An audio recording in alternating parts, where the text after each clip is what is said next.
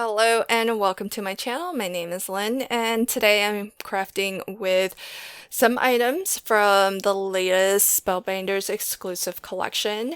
This is the 3D embossing folder that actually is a cut and emboss folder. And I don't know if this is the first of its kind or if Spellbinders has made these before, but what's really cool about it is there's a die that you can nestle into this groove that is in the embossing folder. So it's very easy to know where that die goes. It's really easy to have it positioned perfectly and not slide around at all. But I love the fact that you can actually take the die out and use it to cut into, or do what I'm doing today, which is to cut into my card front and create a shaped border for my card front. How convenient is it to just, with one pass, do a cut and emboss on your panels, or I guess I could have cut and embossed my card front in one go. But I do like doing it this way just so that my card front is a nice flat surface to glue things onto.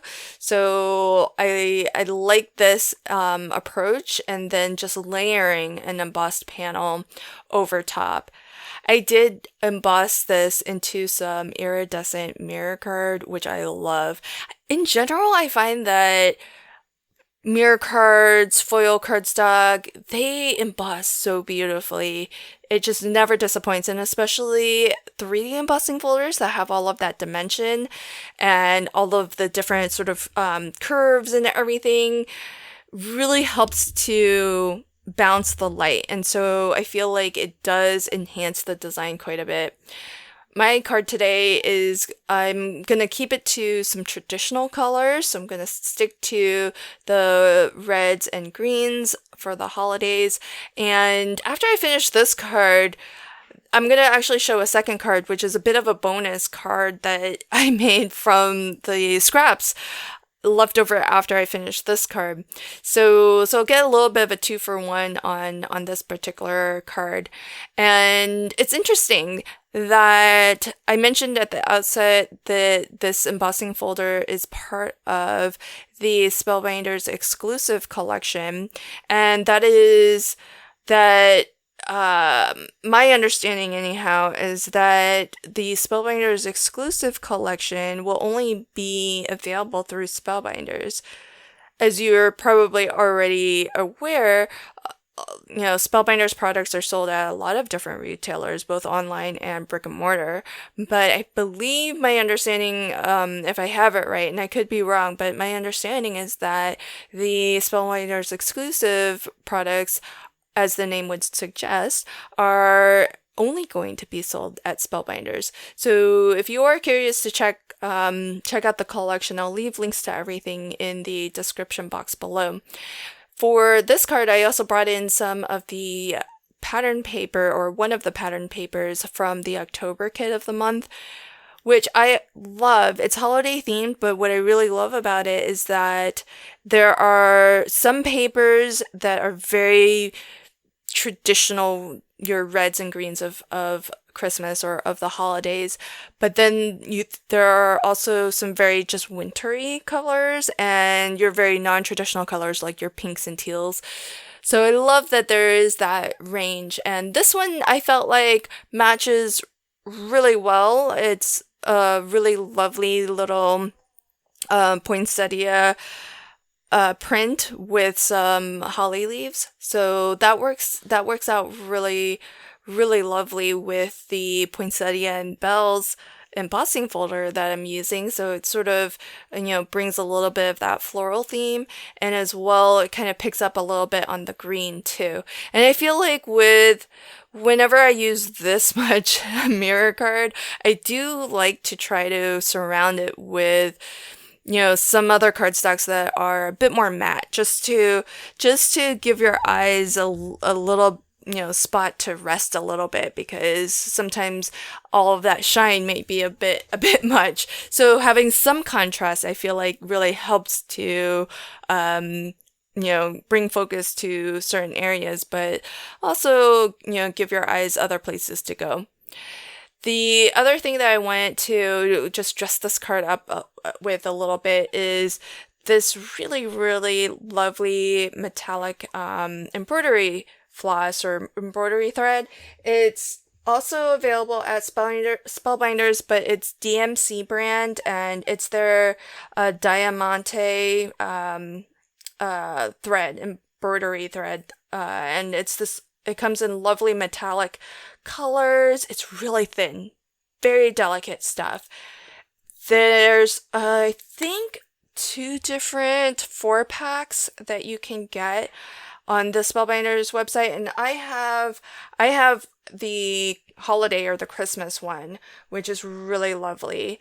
And I think I bought the gold on my own. I think silver comes in the 4-pack along with red and green, and I think black as well. I think those are the 4 colors that come in that set, and they are all just really, really gorgeous. Very, very lovely, and these are great to stitch with too. I've been using these threads to do some stitching with the 12 Days of Stitchmas. So some of my favorite stuff. My crafty friend Kim first introduced me to these, and I've been hooked ever since. One thing I'll note is that I did accidentally wrap this little accent around all the way to the back of my card, and definitely don't do that because you're basically going to wrap your card shut. So you want to make sure when you're wrapping it, only wrap it around the front of your card. That way you can actually still open your card. But it's really lovely, very easy to work with, and really delicate. Adds just that bit of shine, which is a lovely, lovely little detail. Then for my sentiment on this card, I decided to pull out this from the Merry and Bright collection, which is also a new release this month. And what I really love about this, so the sentiment has a sentiment plate that will cut out the word Merry with a star for the top of the tree, because it is shaped in the shape of a tree, but all of the letters are separate. So you can see as I'm popping them out, they are all individual. And what that allows me to do is reconfigure them however I'd like. I don't have to always use them in that tree formation, which I think is really cute and lovely. But for this card, I love the font of this word, of these letters, and I think it's a good match with sort of the feel of this particular embossing folder design. But I didn't want to use the Christmas tree shape, and as well, I want more of the design of the embossing folder to be visible. So that's why I'm skipping the backer plate also for that Merry and Bright sentiment, and I'm just using the letters, and it does come with the ampersand and as well the star for the top of your tree. But of course, you can just use that as an extra little embellishment on your card, and that's what I'll do.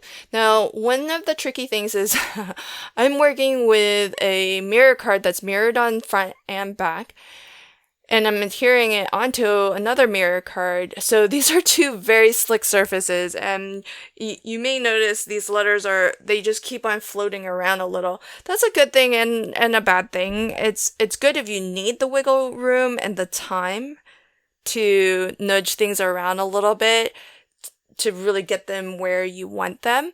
But if you have things exactly where you like them, you do have to be a little bit careful not to accidentally bump into it, because it will take some time to set up, because even though this is a very quick grabbing liquid adhesive, those are 2 slick surfaces.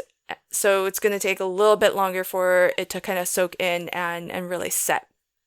But once it's set, it's going to be nice and permanent, which is why I like using the liquid adhesive. I find sometimes with the double-sided dry adhesive on my mirror cards, it's very easy to just peel it back off, and it never does really stick very firmly. And I did use the little bright sentiment also cut into silver, so that does complete my sentiment. So it's really nice, this Merry and Bright die set. It's a nice little die set. I feel like it's not going to be one of those like trendy die sets that you use a couple years and then it's out of trend or out of fashion. I think it's definitely one that you're going to be able to use over and over again, and because the font is just really lovely. It's very classic. You can use it by itself, but then you can go for something a little bit more whimsical and put it into that tree shape. So that's going to be my first card. After I die cut the word Mary out, you did see me kind of bring that onto my card front, because it occurred to me that the negative looks really lovely too. And because I happened from a fresh sheet of foil card, I just happened to position it so that it's nice and straight. If this was a piece of scrap cardstock, I probably might not have noticed that this is a really neat way to use this, because usually if I'm cutting into scrap, I'll just try to angle it so that it's a very efficient cut.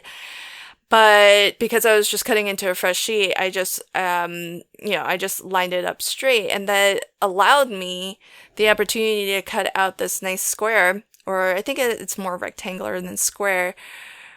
And I love it so much that I decided to just have a little bit more of a play, and before adhering it down, I ran it through the Candy Cane embossing folder, which is also part of the Merry and Bright collection. And like as I said earlier, mirror card it embosses so beautifully. So I love this. It's almost like a stamped metal, and it's just so cool. I think anytime I emboss a foil or a mirror card, it just never disappoints, because I think all of that shine really helps to highlight the depth and the dimension. Now, what I did do, I'm not so sure I would do again if I had to do this card over again, because I thought it would be kind of cool to lift that whole panel, really make good use of this being the negative space. And I like how that looked. The only thing is that I did save all of those little bits, the bits that fell out, like that little bit inside the rounded portion of the R's, and the little bits that are in the rounded portions of the ampersand. I saved all of that to inlay back in so that it completes the shape of the letter. But those bits are teeny tiny. And I do have, which is what I'm using in this syringe, Collab 3D glue gel. But it is very hard to get a thick enough amount of glue gel on such an itty bitty piece. And I am using my low profile foam, so it doesn't have far to go. This is slightly thicker. It might be about closer to like 1.5 millimeters, maybe 2 millimeters. It's not super thick. It's also not my super thin 1 millimeter foam, but that's quite a distance. That's quite a bit to really try to build up when you're using the 3D glue gel. So the effect is that these little bits I'm inlaying back in, they are raised, but they're not level with the panel that surrounds. So that's not very perceptible on camera, but when you look at it, you can tell that it's recessed from the panel around it. Not a huge deal. I don't hate the card for it, but I don't know that lifting the panel does a ton. So I think if I were to do this again, I would just glue it straight down and just skip the foam and skip the 3D glue gel. So maybe the thing that I would raise is that little bright where portion of the sentiment, which I just die cut out of some scrap left over from the iridescent mirror card from that I was about to toss. Actually, I fetched it out of the trash can to die cut that little sentiment from. So those are my cards today. I hope that you enjoyed this video, and I'll leave links to everything in the description box below. Thank you so much for joining me, and until next time, happy crafting and have a fabulous day. Bye.